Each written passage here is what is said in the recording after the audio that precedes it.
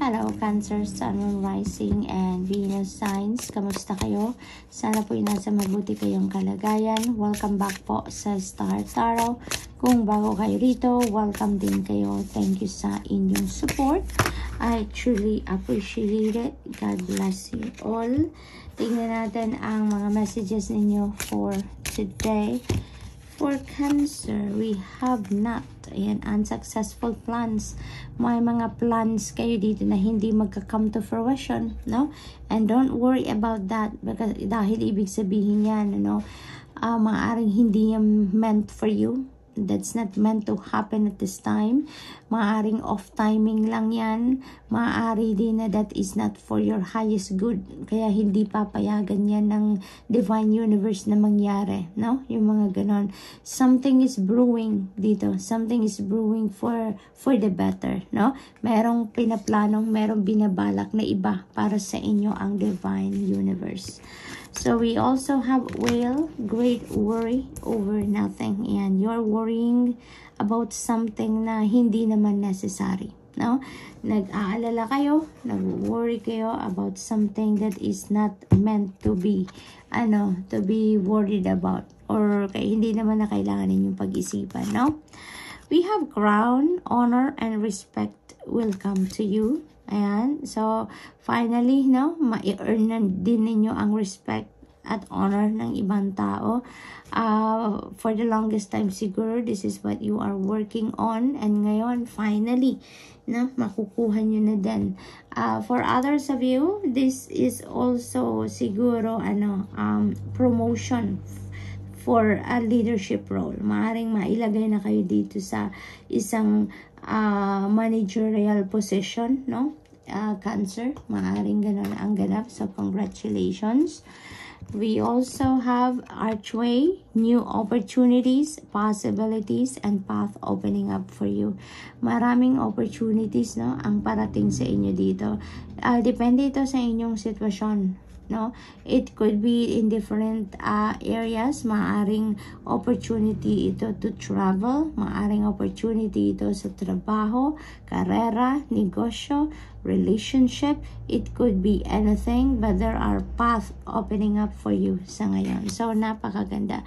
Maaring yung unsuccessful plans na yan, hindi yan nag-come to fruition because there is something else talaga, no, na gustong mangyari ang divine universe dito. Kaya, merong ibang opportunity, merong ibang posibilidad dito na mangyayari sa inyo that is going to reveal itself to you. Okay?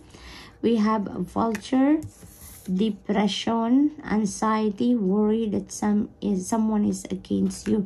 And maaring ito yung great worry na ito. Maaring akala ninyo merong hindi nagugustuhan kayo. Maaring akala ninyo meron ditong may galit sa inyo. But you know what?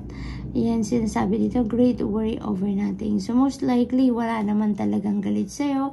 Most likely, hindi naman talaga ito totoo, no? So, maaaring ganun ang ganap. Or maybe you are just overthinking or you are just overanalyzing, no? So, tignan ninyo, pakiramdaman ninyo, use your own judgment and discernment on this situation.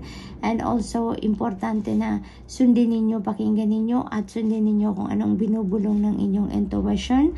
Dito, nang sa gayon, makita ninyo kung ano nga ba talaga ang sitwasyon. Ano nga ba ang kaganapan, di ba? Kasi maaaring kailangan ninyong kausapin ng tao para malaman ninyo, di ba? First hand, kung galit siya sa iyo or what. Depende sa inyong sitwasyon, pakiramdaman ninyo. Tignan ninyo kung ano ang nararapat ninyong gawin nang maibsan ang pag-worry ninyo or matanggal totally ang inyong pag-worry because sinasabi nga nito, great worry over nothing. Para hindi na kayo malungkot, hindi kayo ma-depress, hindi kayo mag-isip ng mag-isip, diba? Na hindi naman pala dapat. So, we have elephant. Ayan. So, you know what? Talagang nag-iisip kayo. This could be a mental journey, a long mental journey. So maaari talaga na you are really thinking too much, you are really thinking a lot, Cancer, no? Kaya muna kayo, pag-isipan ninyo mabuti, okay? Pag-isipan ninyo mabuti kung ano magagawa ninyo para mapawi ang inyong pag-iisip, ang inyong kalungkutan, ang inyong pagdaramdam dito, no? Pag-isipan ninyo mabuti yan, ang matanggal na sa isip ninyo. This could also be a long journey talaga, physical journey, no? Maaring ganun din ang sitwasyon. So maaring may long distance travel kayo dito. It could be an air travel, it could be a travel by land, no? Posible din ganun, maglo-long drive siguro kayo, Cancer. So mag-iingat po kayo. So good luck. That's all I have for you for today. Thank you for watching. Love and light. Namaste. Hello, is Scorpio, Sun, Moon, Rising, and Venus signs. Kamusta kayo? Sana po nasa mabuti kayong kalagayan. Welcome back po sa Star Tarot. Kung bago kayo dito, welcome din kayo. Thank you sa inyong support.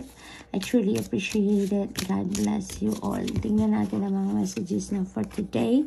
We have Claw, be careful, do not take risk. Yan. So mag-iingat kayo ngayon because now is not the time to take risk. Now is not the time to get out of your comfort zone. Diyan muna kayo for now, no? Maghintay kayo ng tamang pagkakataon para sa pag-take risk, okay? Hindi yan ngayon. We have Horseshoe. Good luck. Napakaganda. Ang swerte ay nasa inyong horizon. Sa ngayon is Scorpio. Kaya maganda din, no? Maganda din ang kaganapan, no? Maganda rin ang kaganapan sa buhay ninyo around this time. Dahil ang swerte din ay nasa inyong horizon. Kung may mga bala kayong gawin, pagta-travel, pag-a-apply ng trabaho, pag-a-apply ng loan sa bangko, yung mga ganon.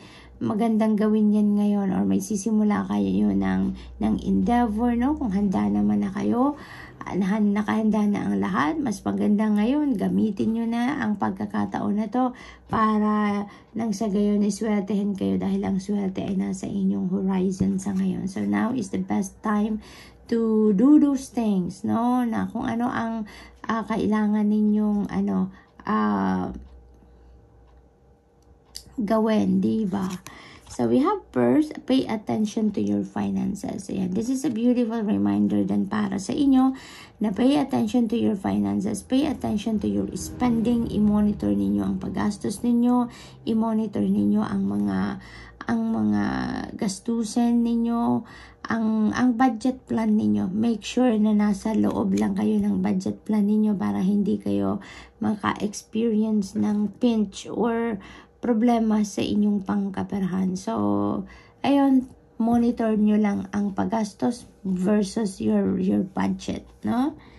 So, what else? We have forest, muddled, and unclear thinking. So, meron kayong iniisip dito, naguguluhan kayo. You can think straight siguro, you can think clearly. It's maybe because din kayo, ungrounded, no?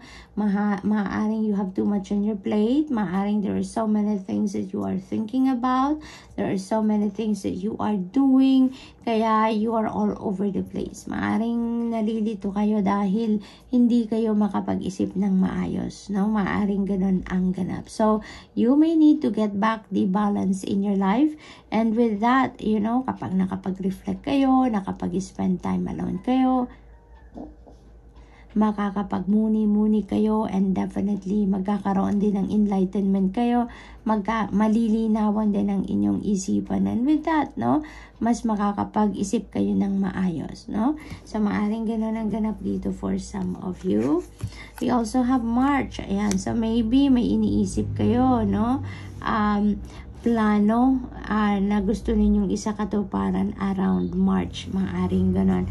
Naririnig ko dito travel. So maaring meron kayong iniisip na or pinaplanong pagta-travel around March in 2024. So good luck po. We also have egg. Yan, success assured with good plans and hard work. This is a beautiful reminder for you, Scorpio, na magtatagumpay kayo. Siguradong magtatagumpay kayo sa kung ano man ang pinabalak ninyong gawin, ano man ang endeavor ninyong pinaplano. What your heart's desires are, pagtatagumpayan ninyo yan, provided that pinagplanuhan ninyong mabuti at dagdagan ninyo ng effort, no? Lagyan ninyo ng extra effort ang inyong mga gagawin, no? So, yun ang reminder para sa inyo dito. Hindi pwedeng basta-basta na lang kayong susugod, hindi pwedeng basta-basta na lang kayong magsisimula ng endeavor ninyo or kung ano man ang mga plano ninyo, gagawin nyo agad-agad. You're going to jump into that situation right away without good planning, without putting an extra effort, without putting hard work on it, no? So yun ang parang formula dito, parang good plans plus hard work equals success, no? So yun ang formula na binibigay sa inyo dito ng spirit. So good luck, Scorpio, and that's all I have for you for today. Thank you for watching. Love and light. Namaste. Hello, Pisces, Sun, Moon, Rising, and Venus signs. Kamusta kayo? Sana po nasa mabuti kayong kalagayan. Welcome back po sa Star Tarot. Kung bago kayo dito, welcome din kayo. Thank you sa inyong support. I truly appreciate it. God bless you all po. Tingnan natin ang mga messages ninyo for today. We have V. Napakaganda, victory in some endeavor. Yan, meron na kayong mga bagay-bagay dito na pagtatagumpayan. Maaaring meron kayong mga endeavor dito na matagal na ninyong bino-work out talaga. Matagal na ninyong pinag-e-effortan, pinagtatrabahuan, and you are going to claim your victory very soon. Magtatagumpay na kayo dyan. What else? We have goldfish, increase in material wealth or spiritual growth. Ayan, beautiful energy. Kasi ito yun, no? Maaring ito yun yung pagtatagumpayan ninyo. No? Maaring, this is a very rewarding endeavor para sa inyo. Kasi maghahatid ito ng prosperity and abundance into your life. You're going to receive increase in material wealth dito or spiritual growth. So definitely, may magkakaroon kayo ng pera, no? We have wealth. See, napakaganda, Pisces. Uulan ng pera sa buhay ninyo sa ngayon. Umuulan ang gold dito, diba? So this could come from different sources, no? Unang-una na, maaaring dito sa trabaho, sa career, maaring negosyo ito, maaring dadating na ang inyong return of investment, no? Maaring ganun ang ganap. This could be a gift, this could be a windfall, maaari din ganun ang sitwasyon. That could be mana, na malaking kaperahan or malaking malaking portion of land or building or bahay, that has a greater a face value. Maaring ganun din ang situation dyan, Pisces. So there could be really an increase in material wealth dito. So may financial gain definitely na parating sa inyo, Pisces. So good luck to that. We have August. Maybe you have plans come this August 2024, no? Maaring related din ito dito sa victory energy. Maaring meron kayong bigger plans, long-term goals dito na maaring sinimulan na ninyo at maaring ine-expect ninyo ito na mag-come to fruition, na maging successful kayo sometime in August or matapos ninyo ang kung ano man itong ginagawa ninyo sometime in August. Maaring yun ang target date ninyo dito, no? What else? We have arrow. You are on the right path regarding some aspect of your life that could be related to this victory energy and August energy. Maaaring meron kayong gustong gawin dito, gustong simulan, and maybe you're asking for guidance. Maaaring you're asking for confirmation from the divine. Maaaring ganun ang ganap. At ang kasagutan sa inyo ay eto na. You are on the right path, no? Maaaring eto na yung confirmation na hinihintay ninyo. Sinasabi na sa inyo dito na, oo, tama yan. Nasa tamang nasa tamang diskarte ka, nasa tamang direction ka ngayon, So what else? We have dog far away. A distant friend is thinking of you. Ayan. So, maaaring kaibigan mo talaga to, as in friend na nag-iisip sa inyo from afar. Maaaring nasa ibang bansa ito. Maaari din naman na nasa ibang bayan, nasa malayong lugar from you. Maaaring ganon. Maaari din naman na kamag-anak nyo din ito, posible din, ano, kakilala, yung mga gano'n. Not necessarily na kaibigan nyo lang, but this could be someone na talagang iniisip kayo. Maaring you have a great encounter at one time, at bagong kakilala ninyo, at naiisip kayo, naaalala kayo, that is possible, no? So, maaring gano'n ang sitwasyon dyan. So, good luck, Pisces, and that's all I have for you for today. Thank you for watching. Love and light. Namaste.